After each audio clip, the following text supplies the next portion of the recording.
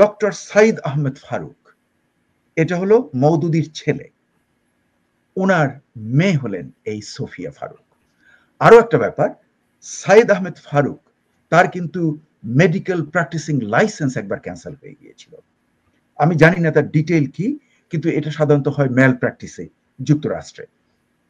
এবং উনি কিন্তু খুব গুরুত্বপূর্ণ ব্যক্তি, কারণ মানে ডক্টর সাইদ আহমেদ ফারুক উনি হলেন এখানকার Islamic circle of north America, ISNA.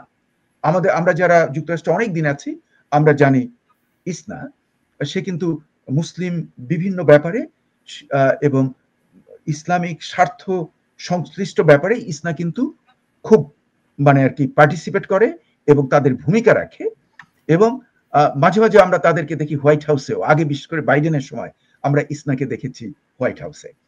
এই ইসনার কিন্তু ফাউন্ডিং সেক্রেটারি জেনারেল হলো ডক্টর সাইদ আহমেদ ফারুক, যিনি হলেন মওদুদির ছেলে। আচ্ছা, এবং উনি ডাক্তার, ডাক্তার তো যুক্তরাষ্ট্রে ডাক্তারি লাইসেন্স পাওয়া কঠিন। Definitely he is a very smart man. আচ্ছা, ওনারই মেয়ে হলেন এই মানে সোফিয়া ফারুক। আপনি লক্ষ্য করে দেখেন তার নাম not Sufia, Sophia. It's an anglicised version of Sophia.